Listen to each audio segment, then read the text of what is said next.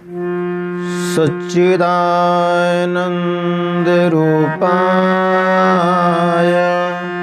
विश्वोत्पत्त्यादिहेतवे तापत्रयविनाशाय श्रीकृष्णाय वयं नमः। नारायणं नमस्कृत्य नरं चैव नरोत्तमं देवीं सरस्वतीं व्यासं ततो जयमुदीरये।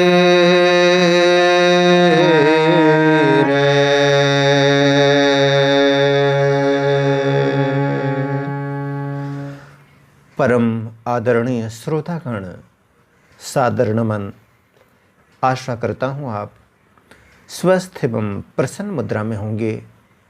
आज आपके समक्ष प्रस्तुत है श्रीमद् भागवत महापुराण षष्ठ स्कंध 21वां अध्याय, जिसमें पुंसवन व्रत की विधि का वर्णन है। राजा परीक्षित ने पूछा, पूर्व के अध्याय में भगवान आपने अभी अभी पुंसवन व्रत का वर्णन किया है और कहा है कि उससे भगवान विष्णु प्रसन्न हो जाते हैं। सो अब मैं उसकी विधि जानना चाहता हूँ। श्री शुकदेव जी ने कहा, परीक्षित, यह पुंसवन व्रत समस्त कामनाओं को पूर्ण करने वाला है। स्त्री को चाहिए कि वह अपने पतिदेव की आज्ञा लेकर मार्गशीर्ष शुक्ल प्रतिपदा से इसका आरंभ करे। पहले मरुदगण के जन्म की कथा सुनकर ब्राह्मणों से आज्ञा ले, फिर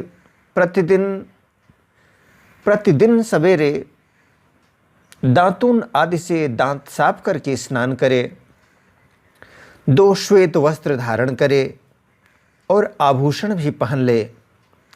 प्रातःकाल कुछ भी खाने से पहले ही भगवान लक्ष्मी नारायण की पूजा करे। इस प्रकार प्रार्थना करे, प्रभु आप पूर्ण काम हैं, अतएव आपको किसी से भी कुछ लेना देना नहीं है। आप समस्त विभूतियों के स्वामी और सकल सिद्धि स्वरूप हैं। मैं आपको बार बार नमस्कार करती हूँ। मेरे आराध्य देव, आप कृपा, विभूति, तेज, महिमा और वीर्य आदि समस्त गुणों से नित्य युक्त हैं। इन्हीं भगों अर्थात ऐश्वर्यों से नित्य युक्त रहने के कारण आपको भगवान कहते हैं। आप सर्वशक्तिमान हैं। माता लक्ष्मी जी, आप भगवान की अर्धांगिनी और महामाया स्वरूपिणी हैं। भगवान के सारे गुण आप में निवास करते हैं। महाभाग्यवती जगन्माता, आप मुझ पर प्रसन्न हों। मैं आपको नमस्कार करती हूँ। परीक्षित, इस प्रकार स्तुति करके एकाग्र चित्त से ओम नमो भगवते महापुरुषाय महानुभावाय महाविभूतिपतये सह महाविभूति भीर्बल्ली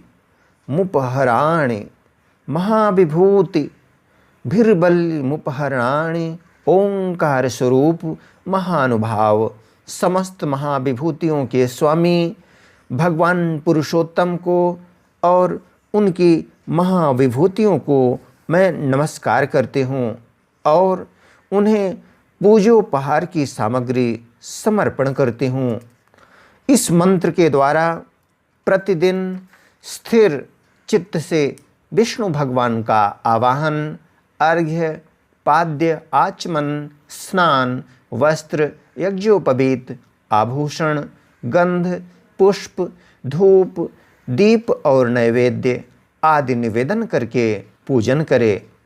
जो नैवेद्य बच रहे शेष बच जाए उससे ओम नमो भगवते महापुरुषाय महाविभूतिपते स्वाहा।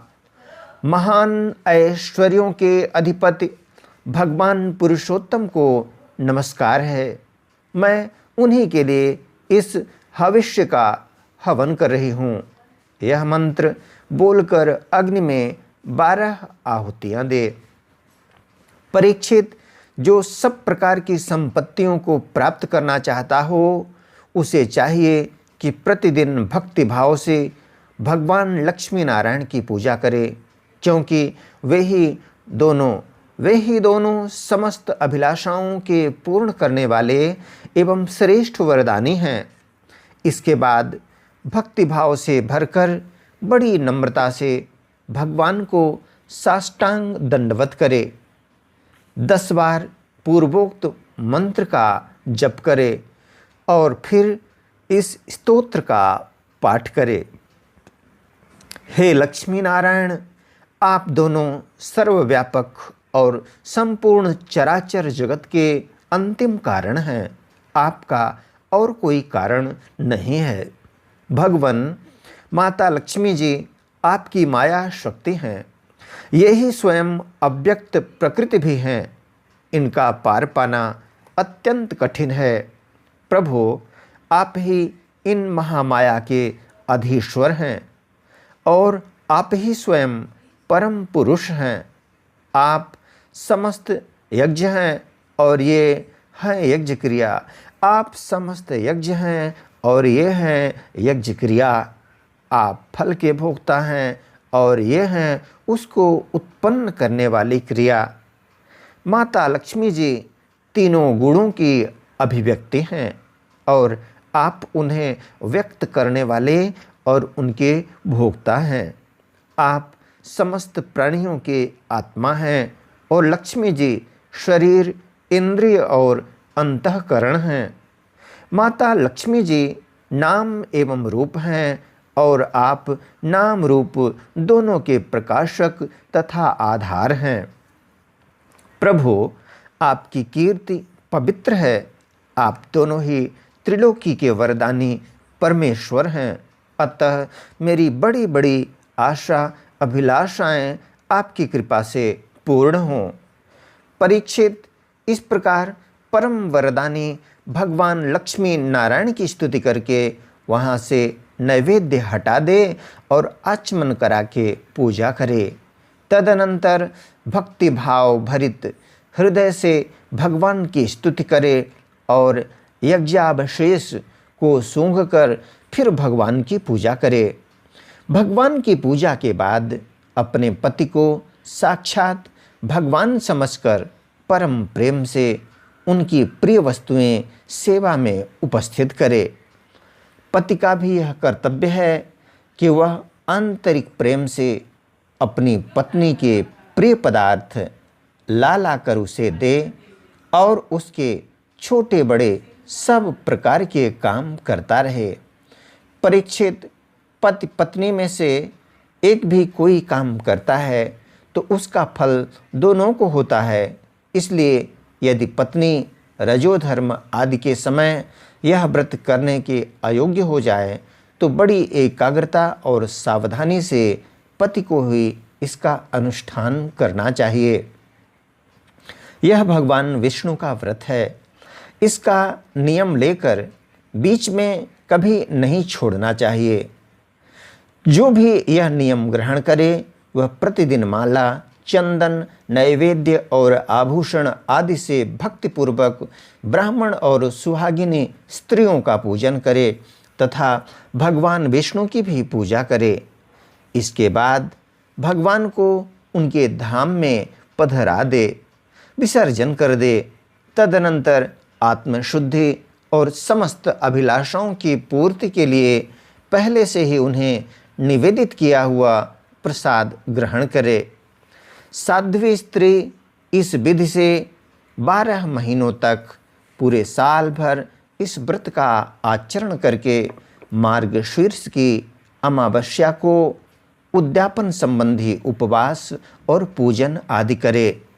उस दिन प्रातःकाल ही स्नान करके पूर्ववत विष्णु भगवान का पूजन करे और उसका पति पाक यज्ञ की विधि से घृत मिश्रित खीर के अग्नि में 12 आहुति दे।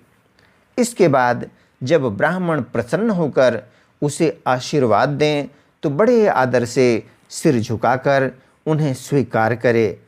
भक्ति भाव से माथा टेककर उनके चरणों में प्रणाम करे और उनकी आज्ञा लेकर भोजन करे। पहले आचार्य को भोजन कराए, फिर मौन होकर भाई बंधुओं के साथ स्वयं भोजन करे। इसके बाद हवन से बची हुई घृत मिश्रित खीर अपनी पत्नी को दे। वह प्रसाद स्त्री को सतपुत्र और सौभाग्य दान करने वाला होता है।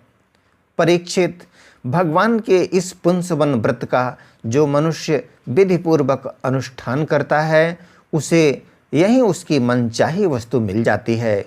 स्त्री इस व्रत का पालन करके सौभाग्य, संपत्ति, संतान, यश और गृह प्राप्त करती है तथा उसका पति चिरायु हो जाता है। इस व्रत का अनुष्ठान करने वाली कन्या समस्त शुभ लक्षणों से युक्त पति प्राप्त करती है और विधवा इस व्रत से निष्पाप होकर वैकुंठ में जाती है। जिसके बच्चे मर जाते हों वह स्त्री इसके प्रभाव से चिरायु पुत्र प्राप्त करती है। धनवती किंतु अभागिनी स्त्री को सौभाग्य प्राप्त होता है और कुरूपा को श्रेष्ठ रूप मिल जाता है। रोगी इस व्रत के प्रभाव से रोग मुक्त होकर बलिष्ठ शरीर और श्रेष्ठ इंद्रिय शक्ति प्राप्त कर लेता है।